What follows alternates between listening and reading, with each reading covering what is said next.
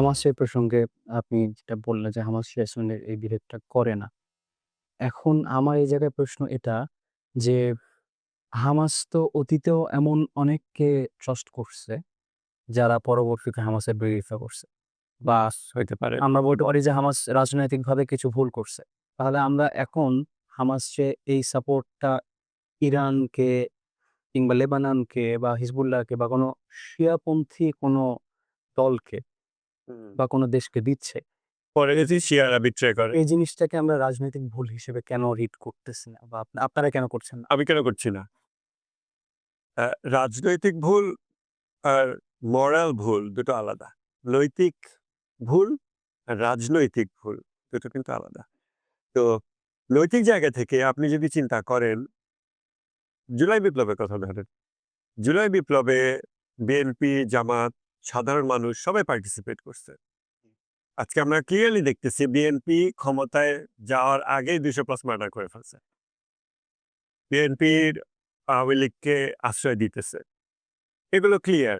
আমি কোনো বিশেষ দলের প্রতি আমার আসাবিয়াত নাই যে এ বিএনপি বা জামাত। কিন্তু এটা হচ্ছে। তাই বলে কি এই বিএনপির লোকেরা যখন জুলাই বিপ্লবে পার্টিসিপেট করছে সেটা ভুল ছিল? না।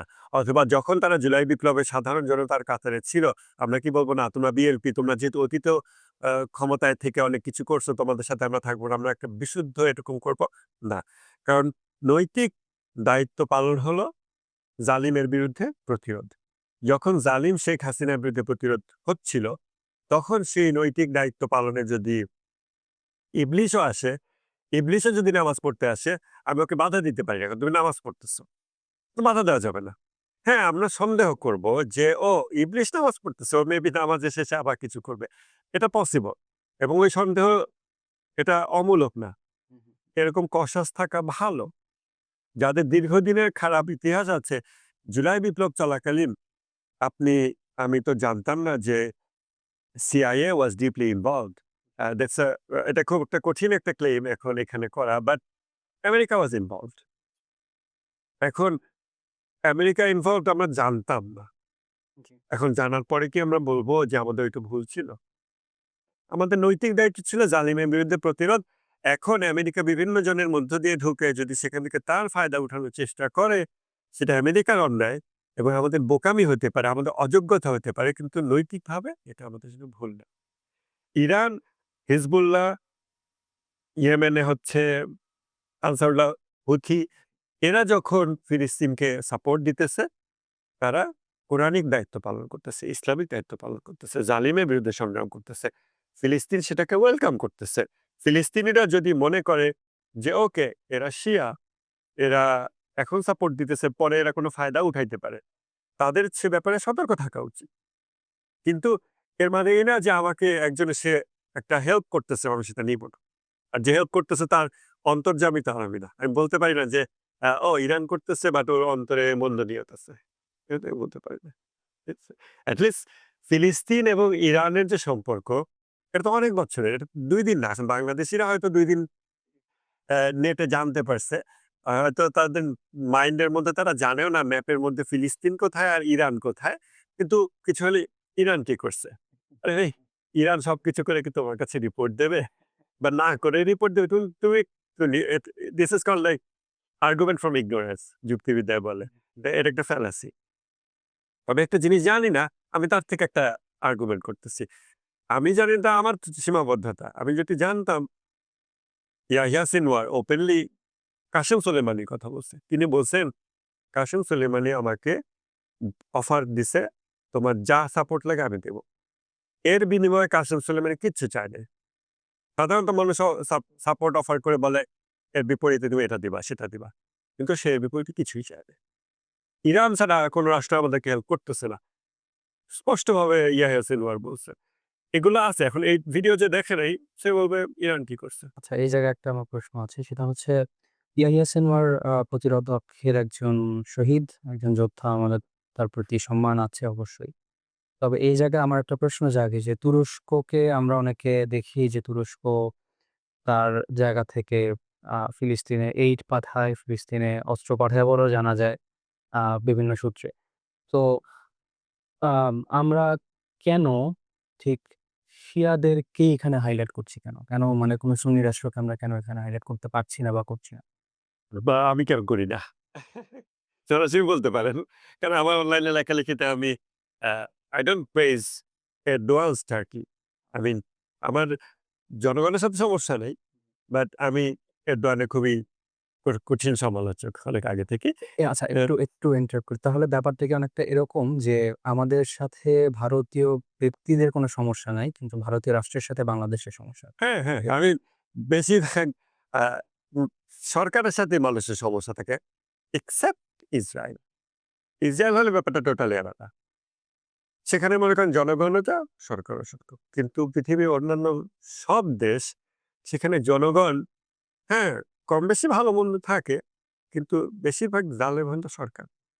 জনগণ জালেম। এনিওয়েজ তুরস্ককে আমরা কেন প্রতিরোধক মধ্যে কাউন্ট করি না? সৌদি আরবও তো এইড দেয়। তাই না? লাইক এইড দেওয়াটাই কি প্রতিরোধ? ওকে, আইসিডি-ডিআরবি বাংলাদেশে কলেরার জন্য বিখ্যাত। কলেরা হাসপাতাল বলে লোকে। এই অঞ্চলে তারা যখন প্রবেশ করে, তারা এই অঞ্চলে আসছিল কলেরার টিকা তৈরি করবে, এটার উপর গবেষণা করবে এবং সেইজন্য তারা কলেরা আউটব্রেক ঘটাইছে।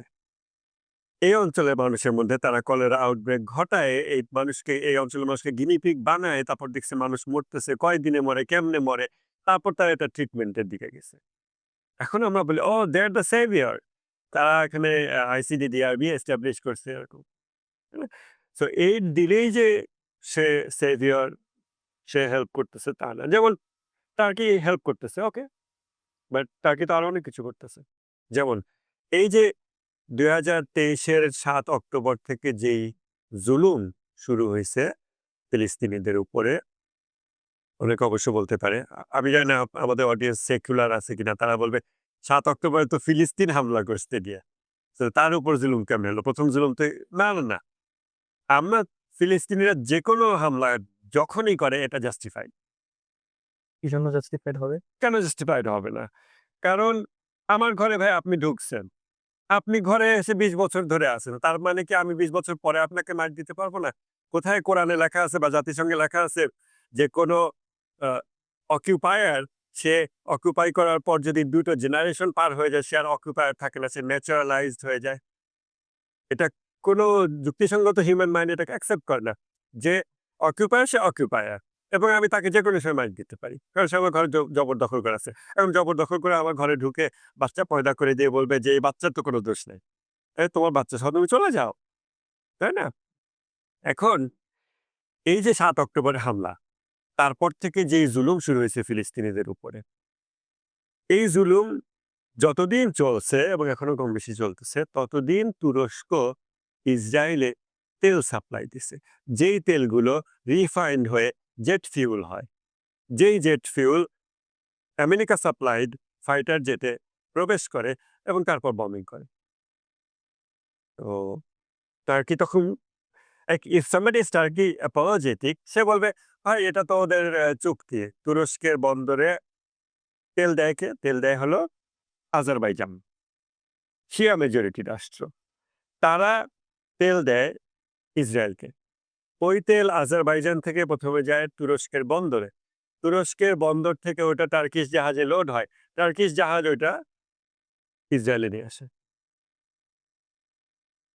যখন এই হামলা শুরু করল ৭ অক্টোবরের পর থেকে প্রচুর মানুষজন বলল যে, "এই তেল সাপ্লাই বন্ধ করো। এর তো অফিসে বন্ধ করে দেয়।" ইরান যখন ১২ দিনের যুদ্ধে ইসরায়েলে অ্যাটাক দেয়, ইরান তো হাই-ফাই তেল রিফাইনারিতে অ্যাটাক দিছিল।